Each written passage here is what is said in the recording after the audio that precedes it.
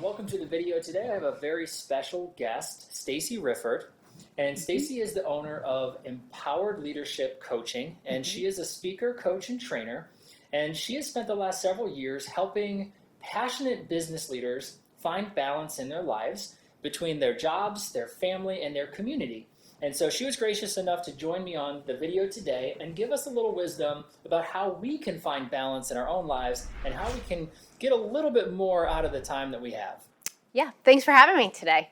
Thank you for joining us. Of course. So the first thing that I want to ask you is, what is balance? It's a myth.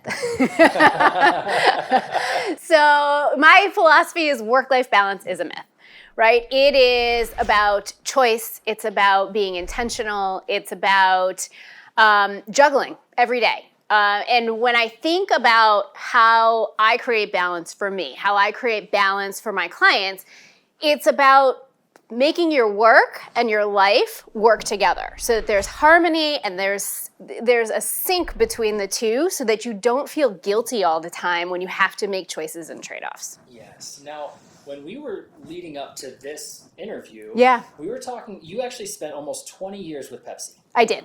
And in that time, if I'm correct, you were part of the sales department working all the way up to the director of sales. Mm-hmm. And you said something to me on the phone that I found very interesting, and I'd love for you to share it. But you had mentioned that you were chasing your dream, but you were leaving others behind. What does that mean? That's true. So I got to a place in my career before I made it up to leading the sales team who was calling on target. And I found myself one day sitting in an apartment in New Jersey. My husband at the time, who's now my ex-husband, was up in Boston. I had taken a job. He had decided not to come with me after we had sold our house, taken the job. They'd given my old role away. And I sat in this place and I was working a crazy amount of hours, like 6 a.m. to 6 p.m., then eat, let the dog out, and start over again to get a few hours of sleep. It was one of the only points in my career at that organization where I just felt uninspired and I felt like I was working for a leader that I didn't believe in. So I was feeling run down, and my husband came down to see me one day and he said, I don't think you should take this job offer that you have back up here in Boston. And that was the point where my marriage was over. So now I'm sitting here in a job that I don't love with, my marriage is over. And I'm thinking, how did I get to this place? Sometimes we look and we sit and we look around us and you're like, why am I doing what I do? Why do I work as hard as I work? And I went back to thinking about what was my purpose? And I talk about this a lot with clients when I start to talk about balance. What do I want my life to be about? What do I want my legacy to be? And for me, it was always about helping people and inspiring, and so much of the work that I was doing was fulfilling that, but I had forgotten to take my family along with me, right? I didn't let him become part of that journey, and really listen to how what I needed from my personal life also fit into that purpose. It's really interesting. I actually had a conversation with my wife about 2 weeks ago, and I was saying that there are certain things in life that there are hard answers that cannot be given, but they have to be revealed. It's something that takes time to unfold.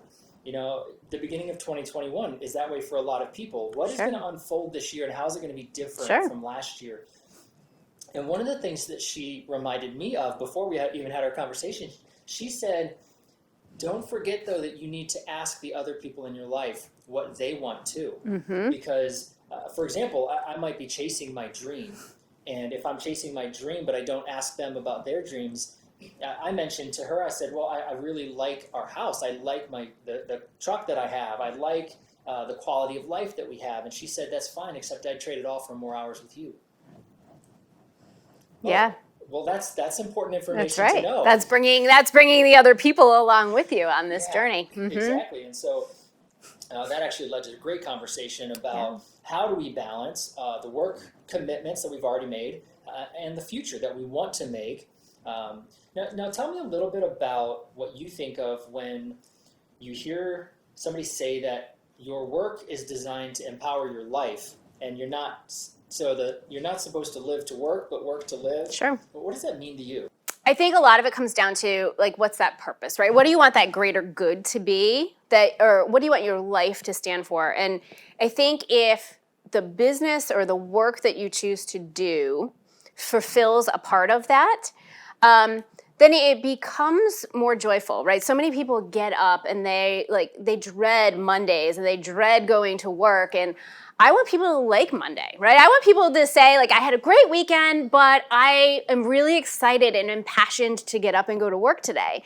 When you can find that, the choices become easier. And when you know what your, when I think about purpose a lot, because I think that when you know what it is that you want your life to look like, when you know what it is that you want your legacy to be about, it's a lot easier to say yes or to say no to things that come up. And so when I am thinking about working to live as opposed to living to work, right? It's about a lot for me is about that dread piece, right? About that expectation, about doing the things that you love that are fulfilling and saying no to the things that don't fit that. Yeah, so kind of saying yes to something great and saying no to something good. Yep. Something I'm curious about is, how do you know when you're getting out of balance? You can feel it. All right, you ever just have those days where you're like, everything in my life looks good on paper, but I don't feel happy, right? Something's missing. Yeah. And, and it doesn't have to be that dramatic. They can happen in smaller moments. And so checking in with yourself every now and then to say, how am I feeling? Like, be really honest. Like, how am I feeling? Am I happy? Am I feeling fulfilled? Am I feeling energized? I notice for me, a lot of times what I lack when I'm getting out of whack is I lack patience. I lack courage. I start to procrastinate on things, right? And so when we get out of balance, we show up in a different way. And so another good way is to check in with the people that are around you, because often those that are closest to you can tell when things are not, when you're not yourself, right? And when you start to feel like you're not yourself, check in. Yeah, well, you just described 2020 for everybody. Right? And actually that's funny because, not funny, it's a serious question, but I know for me, and I'm sure for anybody else that's watching, that there have been points of 2020 where we really had a struggle between, am I really dissatisfied, am I really unbalanced, or is it the external factors that are weighing in on me? What do you talk about with your clients when it comes to the external stressors and kind of differentiating between this is just a hard project or it's just a hard week, and there really is something going on here? Yeah, so I mean, 2020, it was definitely one of those that is an anomaly, right? We had so many external things to worry about. So many people who were running businesses were worried about how you keep your doors open, right? Or how you needed to think about shifts and pivots. People who were employed were worried about work, right? And we're worried about health and all of these other things that we don't normally have to worry about. I tend to have clients and do with myself is to evaluate 4 key areas. And there's more, right? If you're familiar with the wheel of life or the circle of life, right? There's 8 or 9 that you can do. I tend to focus on 4. I tend to focus on business success. So 1, how is my business doing if you are running the business? But even if you're not, even if you're employed, think about business success and how do you feel about the level of satisfaction that you have with the achievement that you've reached at this point, right? And do you feel good about it? Is it purposeful for you? 2 is financial independence. So what happens if I lose my job today? Is that okay? Like, what happens if we have a major expense that comes up? That causes major stressors for people. And then I check in on health and fitness. This is more than just eating and exercise, though that's a part of it. This is also your mental health, and it could be your spiritual health too, right? How are you feeling about your overall well-being? And then finally is family and relationships. So thinking about family and relationships is are you still staying connected? Are you still finding ways to build out those relationships, because they take time and effort to continue to develop? And I focus on those for two reasons. One is because I think those are the four primary ones for us to really feel this sense of wholeness and fulfillment. But it's also, those are the easiest ones that you can measure, right? You can say, well, what does it look like for me, right? More so than community involvement or oftentimes even spirituality, right? It's hard to gauge like what you're feeling and where your level of satisfaction is with them. And those are four great, broad categories, and there's a lot of conversation that you can have internally and externally, with yourself, with your spouse or your loved ones, with a coach like you, to really dive into those areas. And, I think just touching on the mental health piece for just a little bit, I think that there's a lot of videos that have been out there about people saying that it's okay to not be okay and things like that. And I think that it's important to call out the fact that, even I've seen people who have been the most secure people and the most confident people and the most, in my own view, successful people really struggling in the last year, and seeing them go to a counselor, it made me wonder, like, is that okay? Is it okay that these people who were super successful, super confident, they went to a counselor? What does that mean? And really all that it means is that they were aware enough to know that they needed somebody to talk to. Absolutely. Somebody that is trained in helping us to identify what we're feeling and what we're experiencing. And, it prompted me to go see a counselor early last year. We had some business struggles in 2019, and those were I was pulling them along like a weight. Yep. And my own personal way to deal with them is to push them aside, Which is not uncommon. Yeah. And I was a firefighter paramedic for 9 years. And one day we actually had a psychiatrist come in and talk to us and talk about how we have a bag, and the more stuff that we shove into the bag, eventually that bag is going to overflow. When the bag overflows, that's painful. And that can cause a myriad of different things to happen. But the point is to unpack the bag, And, whether it's some of the calls that we've been on that we're carrying with us, or, we have memories of these experiences.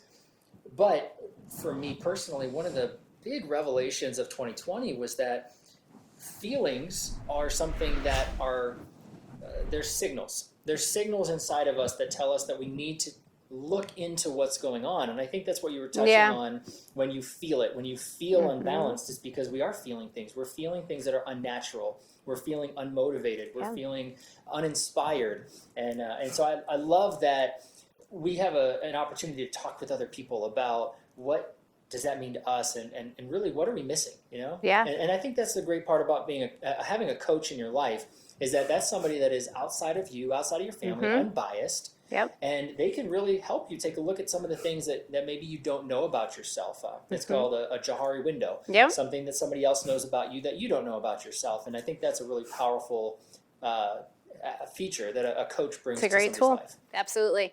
And I think the more that you focus on this, right? The more that you think about what it is that you need, and that's one of the things that I talk, right? You've heard me talk a lot about purpose today, but the other thing that I encourage people to think about is, what do you need? What do you need in order to feel whole and happy and fulfilled? Right? And so think about the things that give you energy. Think about the things that you really love to do. And for all of us, that's going to look a little bit different.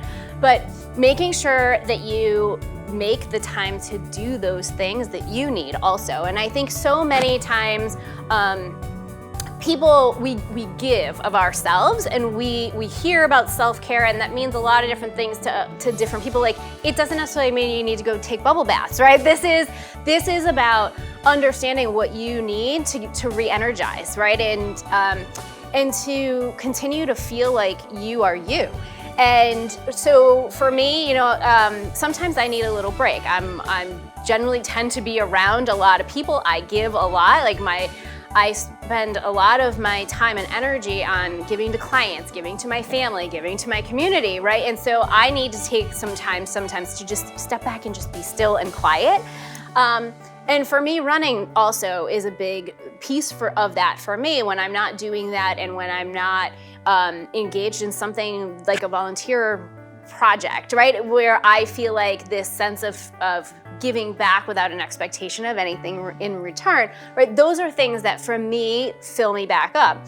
And when I'm missing those, I become a different person. I show up in a different way, and I show up in a different way for my family, for my clients, right? And you build different successes when you're not fulfilled, and you build different relationships when you're not fulfilled. And this showed up for me not that long ago too, right? But the more that you think about these things and practice them, it's easier for you to recover when you have the deficits. Yeah. So we were putting up Christmas lights. I'll give you guys a quick story. We were putting up Christmas lights in November, and there had been a lot going on in the couple weeks leading up to that, and I would plug them in and test them, and all the lights would be on. I'd get them up on the bushes, and half the strand of lights would go out. And it happened for almost every single strand of lights. Right, well, by the time I got to the fourth or fifth one, I ripped all of the lights off the bushes, threw them in the middle of the lawn, and it was every ounce of control that I had left to not stomp on them and say every bad word that I knew. Right, well, my kids are watching. My kids are 3 and 5, right? And so they're looking at me with this sense of horror when I turned around because they'd never seen that from me. But it was a moment where I knew, like, okay, like something is out of whack. And I said, Mom's gonna go put on her running shoes. I'll be back in a half an hour. And I needed to just stop what I was doing and take a break, right? And so you can find those places where you get off balance over just the course of a day, right? And then you can pull yourself back on track. It doesn't have to be something that is prolonged over an extended period of time. Yeah. I think that's a common myth, is that people think that they have to go away somewhere or run away from wherever they're at in order to get that rest or rejuvenation. But the truth is that when you find those things that fill you up, when you understand what those things are, fill in the blank, whatever it is for you, then you're able to do those things in the moment. And I think that's a great illustration. And obviously exercise has a big impact on our positivity, our mental attitude, and the less that we exercise, the easier it is to think, I don't need to exercise, and you kind of forget about all those benefits that are there. Yeah. I think all of these things are very helpful for me. Hopefully you found them helpful as well. Stacie, I want to thank you so much for joining me today. If you want to learn more about Stacie and her business, I would encourage you to visit her website. It is empoweredleadershipcoach.com.